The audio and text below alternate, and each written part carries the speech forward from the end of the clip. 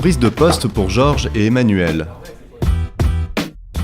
Le premier est chargé de réseau, le second est ordonnanceur. Ils gèrent ensemble le réseau d'alimentation et d'assainissement d'eau en Seine-et-Marne. Un travail d'équipe, mais qui se fait à distance. Oui, allô Georges ? Oui, Manu. Ouais, salut. J'ai le service clientèle qui vient de recevoir un coup de téléphone là. Il y a un particulier qui nous signale une fuite à Ussy-sur-Marne, 12 rue de Changy. Ok. C'est de l'eau qui s'écoulerait sur la chaussée. Donc, est-ce que tu pourrais, toi, aller rapidement faire un diagnostic sur place ? Bah, je vais aller voir ça. Je te crée l'intervention, puis je te mets ça rapidement sur ton planning pour que tu puisses prendre la tâche. Ok, ok, ça marche. Depuis le centre de pilotage opérationnel, Emmanuel planifie les missions de son collègue.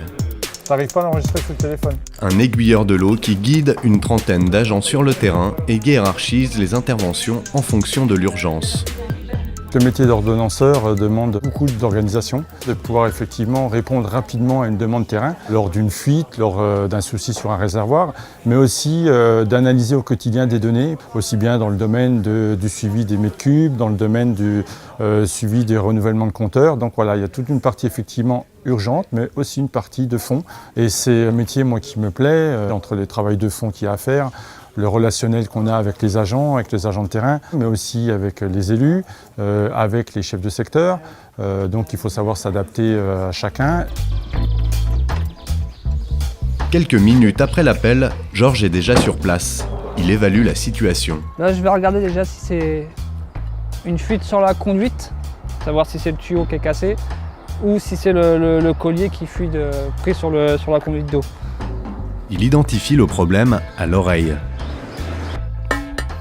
Là, j'ai pu déterminer que c'est le robinet qui est défectueux.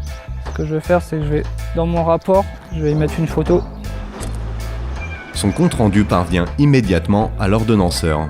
Ça nous permet, nous, à distance, d'avoir une meilleure visualisation de la fuite, voir si elle est urgente ou pas, et de pouvoir tout de suite lancer des interventions nécessaires. L'intervention sera planifiée quelques heures plus tard, une fois toutes les autorisations obtenues. L'opération terminée, Georges reprend la route. J'ai mes routines et après, je ne sais pas forcément le matin si je vais suivre mon planning et au final, ça va déraper parce qu'il y a quelque chose, un appel client, le CPO qui m'appelle en me disant tu peux aller là-bas pour voir ça. Georges est appelé quelques minutes plus tard pour une autre opération. Là, ils sont en train de creuser pour accéder à la fuite. Mais ces missions ne s'arrêtent pas là. Le chargé de gestion des réseaux assure l'entretien et le suivi des équipements. Il conduit aussi les contrôles qualité avec des tests de présence de fer, manganèse ou de chlore. Une polyvalence que Georges a acquise sur le terrain. Certes, il y a la formation d'entreprise, mais j'ai eu la formation de mes anciens, ceux qui m'ont appris le métier. Et puis maintenant, c'est une formation continue aussi. Tous les jours, j'en apprends à chaque fois. Oui, Emmanuel et Georges sont parfois amenés à gérer des situations de crise. Par exemple, lors d'épisodes climatiques exceptionnels. On a des phénomènes d'orage, des phénomènes de pluie.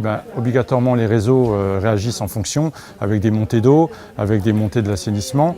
Et là, effectivement, un ordonnanceur est un petit peu plus, on va dire, soumis à la pression par rapport à toutes les alarmes qui peuvent arriver, à toute l'analyse qu'il y a à faire. Après, c'est ce qui fait aussi, qui forge notre expérience, qui fait qu'on évolue. Avec le temps et l'expérience, on commence à connaître les défauts qui peuvent apparaître et puis non, j'ai appris à gérer le stress.